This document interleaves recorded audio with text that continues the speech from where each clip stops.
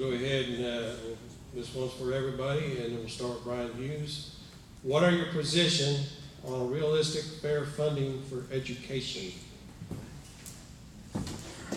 It's a great question. Under the current school finance system that's based on property taxes, it's about the worst way to fund public schools. The property tax is terribly unfair. It punishes you for working hard, for being successful, for improving your property. We have a lawsuit right now, of course, about every 10 years there's a school finance lawsuit. You guys have seen this happen before. Right now, if you're a fast growth suburban school in Texas, your student population is increasing a lot, there's a lot of money flowing to those schools. Some of our rural schools, or some of our schools even in Longview and Tyler with more difficult populations or more difficult to educate, the money is not flowing in those places like it is to those fast growth suburban schools. So, of course, the Constitution says that we're to provide a system of free public schools. And we all benefit from that, right? Whether our kids are homeschooled or whether we have children or not, we all benefit from a strong public education system. We want good citizens, good workers, good taxpayers, good leaders. So where we need to get is a place where the state funds a good, basic, solid education for every child in Texas, regardless of where they live. And beyond that, if local folks want to enrich it, they can. Now, there's a couple ways we could do this. I think most of us agree that the sales tax, the consumption tax, is a lot more fair than the property tax, right? Everybody pays it, tourists pay it, folks here illegally, they pay the sales tax, so that's going to be part of the solution. You should also know this, we run a budget surplus most of the time. We budget pretty conservatively, and so more money comes in. We run a surplus. The problem is that money often gets spent. If we took those budget surpluses that the state runs, and we put that toward funding schools and getting away from property taxes, we could do it in about a 10-year period. It would take a real commitment on behalf of the politicians, which is hard to do. But yeah, the current system we're using is not working. It's not fair to the taxpayers. It's not fair to our schools. Getting away from the property tax is the answer. Mr. Lee, you're next. Well, I talked about this a while ago. There's only so much money to go around. You got to have economic development. You're going to get more money in the till. More people are going to be paying taxes. That's the solution to most of the problems we're suffering today. But let's talk about this. Let's talk about maybe removing all of the illegal kids out of the school that are in the school system. They shouldn't be there taking up our tax dollars. And I think you need to get rid of them. There are a lot of things that I think we could do. We have great schools and we have great teachers. But we're spinning our wheels. Now, I just heard reference to the areas where people are a little more difficult to educate. And I'm not sure if he's calling my people stupid or not, but that's kind of how it came across. We are a rural people. We don't have a lot of money.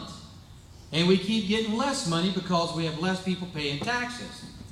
My plan is to bring in business. It will solve most of our funding problems.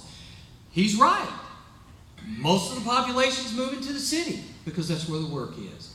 And as they move to the city, we get less and less tax revenue to be able to use. So the solution, we come up with a million things. We could throw 1,000 things out there. The solution is quite simple, and I'm going to say it over and over and over again. We need jobs. We need jobs. That's the way to boost the economy. We have jobs. We'll keep those kids here. They'll build houses. That'll help us with our timber industry. We'll put carpenters to work, plumbers to work, electricians to work. They're going to need places to live. Out in these smaller communities, they don't have houses. That will be the single most important thing that will boost our economy and will help with education. Thank you.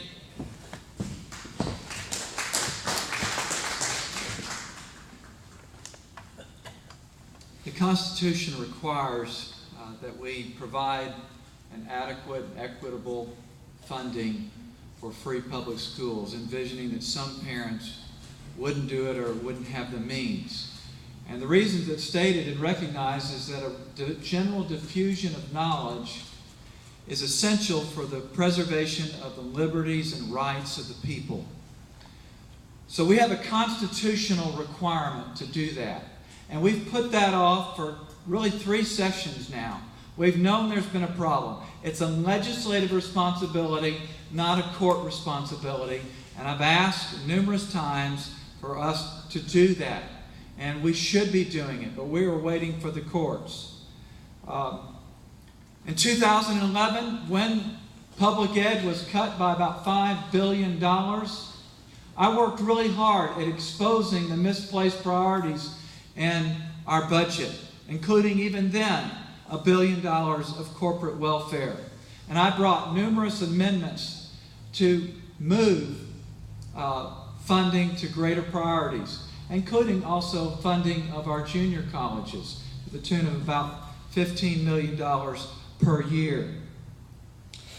I support parents directing the education of their children. We need to empower them. God gave them the responsibility to educate children, to be stewards of them temporarily until they reach adulthood. And they ought to have the freedom, along with that responsibility, to educate them in a public, private, or home school. I support that. I'm opposed to vouchers.